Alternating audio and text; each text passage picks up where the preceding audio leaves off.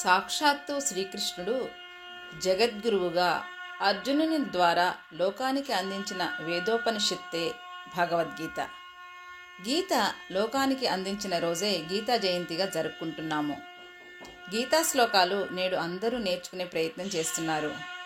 కానీ శ్రీకృష్ణుడు అర్జునునికి ఉపదేశించిన ప్రదేశం నేటికి తెలియని వారు ఉన్నారు. అదే మన ధర్మక్షేత్రమైన కురుక్షేత్రం. ఈ కురుక్షేత్రం ఎక్కడ ఉంది? ఇప్పుడు మహాభారత కాలం నాటి ఆనవాళ్ళు ఏమైనా ఉన్నాయా తెలుసుకుందాం. కురుక్షేత్రం భారతదేశంలోని హర్యానా రాష్ట్రంలో ఉంది. ఇక్కడ ముఖ్యమైన ప్రదేశాలు చూడటానికి 2-3 రోజుల సమయం పడుతుంది. ఇక్కడికి మేము ఢిల్లీ నుంచి క్యాబ్లో వెళ్ళడం జరిగింది. క్యాబ్లో వెళ్ళాలంటే 3 hours టైం పట్టింది. ట్రైన్ అయితే Delhi to Kurukshetra number of trains ఉంటాయి, 2 hours రీచ్ అవ్వచ్చు. మేము 1 డేలో కవర్ చేసిన ముఖ్య ప్రదేశాలు చెప్తున్నాను. ఈ స్థలం ధర్మక్షేత్రం కాబట్టి అవకాశం ఉన్నవాడు తప్పక దర్శించుకోవాలి. అవకాశం లేనివారు తప్పక ఈ ప్రదేశం గురించిన అవగాహన కలిగి ఉండాలనే ఉద్దేశంతో ఈ వీడియో చేస్తున్నా. ఇంకెందుకు ఆలస్యం, కురుక్షేత్రంలో ఏమేమి ఉన్నాయో తెలుసుకుందాం. ముందుగా భగవద్గీతను ఉపదేశించిన ప్రదేశానికి వెళ్దాం రండి. ఈ ప్రదేశానికి జ్యోతిసర్ అని పేరు. ఇక్కడ మనకు కనపడుతున్నది 5000 సంవత్సరాల క్రితం నాటి మర్రి వృక్షం. ఈ ప్రదేశంలోనే భగవద్గీతోపదేశం జరిగిందిట. ఈ ఉపదేశం కేవలం అర్జునునికి కాదండి, లోకోద్ధరణ కోసం మన అందరికీ అందించిన అమూల్య సంపద. ఈ జ్యోతిసర్లో దేవాలయం చాలా పెద్దదిగా ఉంది. ఇక్కడ గణపతి, అమ్మవారు, శివుడు, ఆదిశంకరుల దేవాలయం మొదలైనవి దర్శనమిస్తాయి. ఇక్కడ నీటి గుండాన్ని కూడా మనం దర్శించుకోవచ్చు. సాయం సమయాన ఇక్కడ మహాభారత యుద్ధ ఘట్టాలు లేజర్ షో జరిగి చాలా బాగా జరుగుతుంది. సమయాభావం వల్ల అది మేము చూడలేదండి. జ్యోతిసర్ తర్వాత మేము దర్శించిన ప్రదేశం భీష్మకుండు.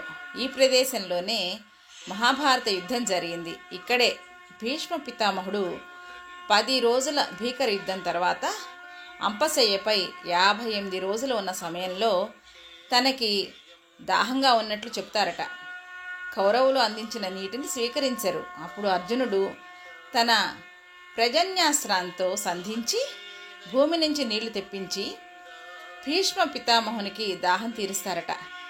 ఆ నీరు సృష్టించిన ప్రదేశమే నేడు మనం చూస్తున్న భీష్మకుండు. ఈ కుండు చాలా లోతుగా ఉంటుంది. ఇప్పటికీ అందులో నీరు ఉంది. లోపలికి దిగడానికి మెట్లు కూడా ఉన్నాయి. పాండవులు మహాభారత యుద్ధం గెలిచిన తర్వాత ధర్మరాజుకి మనశ్శాంతి కోల్పోతాడు. ఆ సమయంలో కృష్ణుని ఆజ్ఞానుసారం భీష్ముడు ధర్మరాజుకి రాజధర్మాన్ని తెలియచేసే ప్రదేశం కూడా ఇదే. అంతేకాదు, ధర్మరాజు అభ్యర్థన మేరకు ఈరోజు మనం పారాయణ చేసుకుంటున్న విష్ణు సహస్రనామం అందించిన ప్రదేశం కూడా ఇదే. ఇక్కడ భీష్మ పితామహునికి దేవాలయం కూడా ఉంది, మనం దర్శించుకోవచ్చు. కురుక్షేత్రంలో తర్వాత దర్శించవలసినది బ్రహ్మ సరోవర్. ఈ సరోవరం చాలా పెద్దది, అనేక ఘాట్స్ కలిగి ఇక్కడి సృష్టి ప్రారంభమైందని చెప్తారు. ఇక్కడ అతిపెద్ద పంచాయతన క్షేత్రం ఉంది. సరోవరం చుట్టూ మహాభారత ఘట్టాలను చెక్కి వాటి వివరాలను చెక్కారు.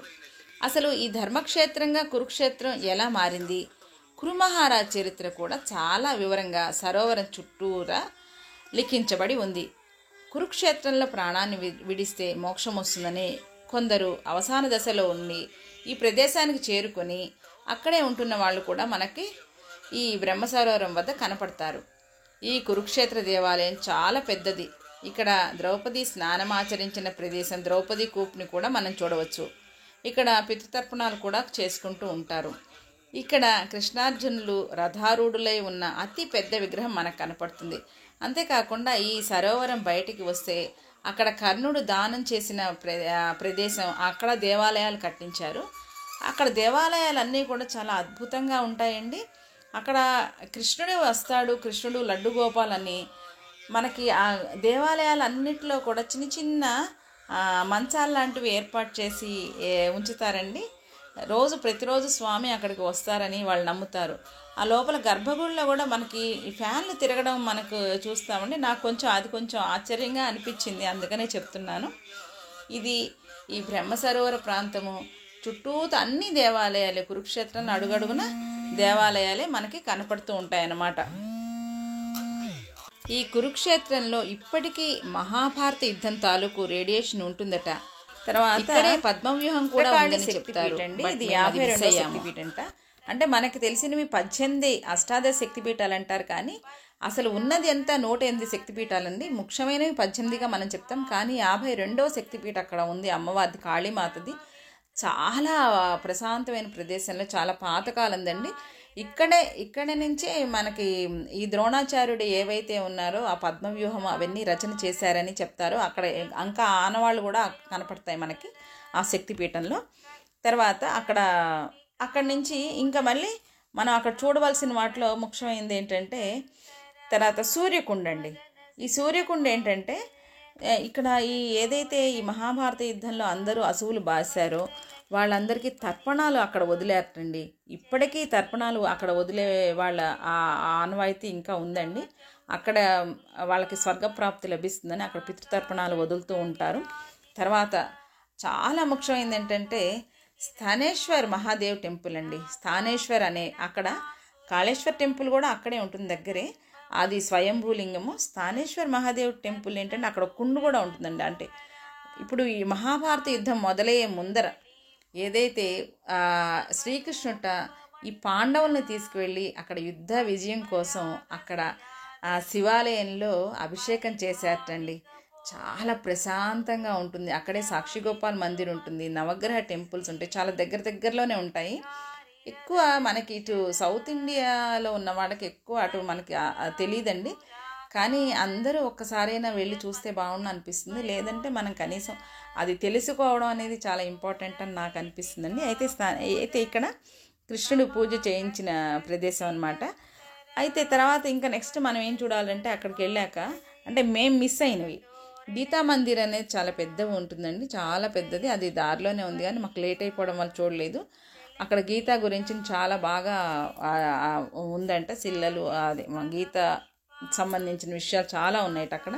తర్వాత మ్యూజియం అండి, ఈ మహాభారత యుద్ధం ఎలా జరిగింది ఏంటో చాలా బాగా తీశారట, అది మేము మిస్ అయ్యాము.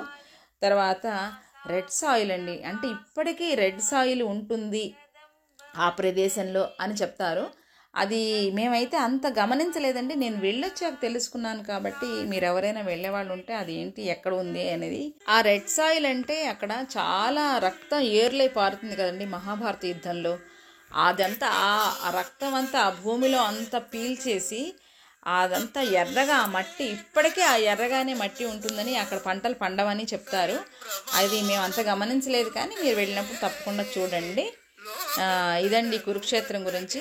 మీరందరూ కూడా అక్కడికి వెళ్ళి చూసి వస్తారని, లేదు అంటే తెలుసుకుని ఈ వీడియోపై మీ అభిప్రాయాన్ని తెలియజేస్తారని ఆశిస్తున్నాను. సెలవు.